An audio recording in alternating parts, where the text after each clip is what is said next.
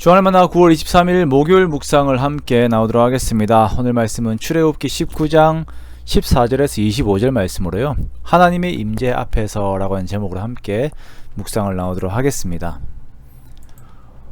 추석 연휴 잘 보내셨습니까? 오늘부터 다시 시작되는 주안의 만나를 통해서 우리가 또 하나님의 말씀과 동행하는 은혜를 누리기 원합니다.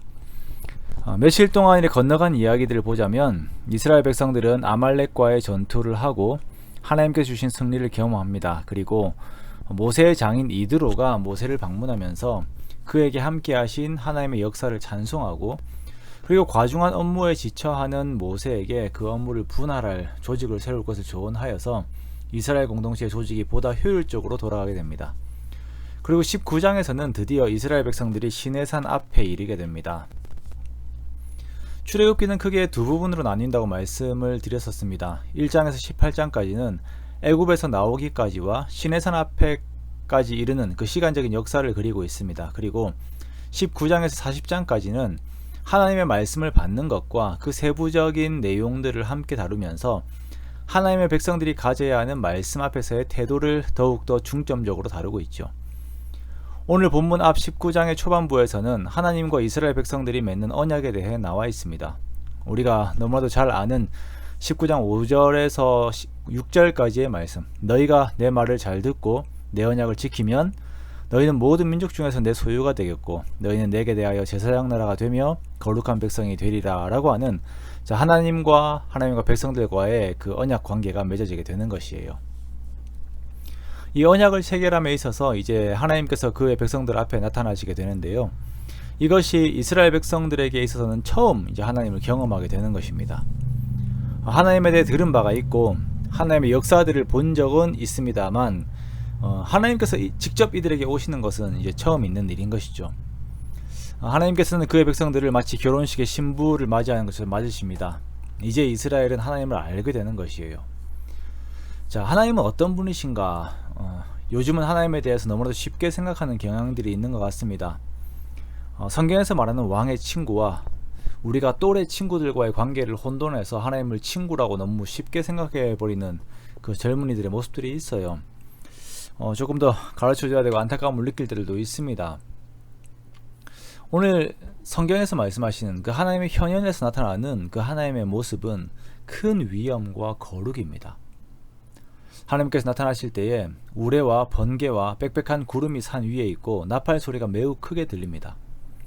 시내산의 연기가 자욱하고 하나님께서 불 가운데 강림하시고 그 연기가 옹기가마 연기처럼 떠오르며 온 산이 진동을 해요. 이 위엄 앞에서 하나님께서 백성들에게 명령하시는 것은 성결이에요.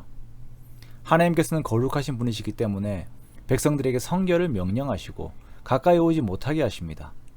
하나님의 위엄과 거룩하심 앞에서 죄에 속한 이들이 죽임을 당할까 우려하신 것이에요. 이스라엘 백성들은 하나님 앞에서 성결하기 위해서 일단 자기 자신들이 할 수 있는 것을 이제 하나님 앞에 드려요. 하나님의 명령을 따라서 자기 자신들의 옷을 세탁합니다. 자, 이것은 목욕을 전제로 하고 있는 것이죠. 그리고 성적인 관계도 금지를 해요. 몸에서 나오는 유출이 부정한 것으로 간주되었기 때문에 성경에서는 하나님께 집중하여 나아갈 때는 부부관계를 금하였습니다. 자, 이렇게 하나님께서는 계속적인 성결을 그 백성들에게 요구하시면서 이들이 가까이 오지 못하게 하세요. 그러나 이미 백성들은 그 두려움에서 떨면서 이들의 장막 속에서 나오지도 못하고 있는 그러한 상태 가운데 있습니다. 이것이 창조주 하나님과 피조물인 인간들과의 관계의 상태입니다. 죄로 인하여서 갈라져 버린 이 관계 상태예요. 사무엘상 6장에 보면 하나님의 괴가 블레셋에게 빼앗겼을 때에 베세메스라고 하는 곳에 괴가 있는데 그곳 사람들이 하나님의 법궤 안을 들여다보거든요. 그로 인해서 5만 70명이 죽습니다. 이때 이 블레셋 사람들이 하나님을 너무 두려워하면서 고백하는 것이 거룩하신 하나님 앞에 누가 능히 서리오라고 고백해요. 그리고 하나님을 두려워하고 그 괴가 자신들에게서 옮겨지기를 원하죠. 거룩하신 하나님을 경험한 자들이 가지는 가장 큰 감정은 바로 이러한 두려움입니다. 그런데 문제가 뭡니까? 우리가 결국은 하나님을 마주하게 된다는 것입니다. 우리가 모두 심판대 앞에 서게 되는데 이것은 모든 사람들이 피할 수 없는 과정이라는 것이에요.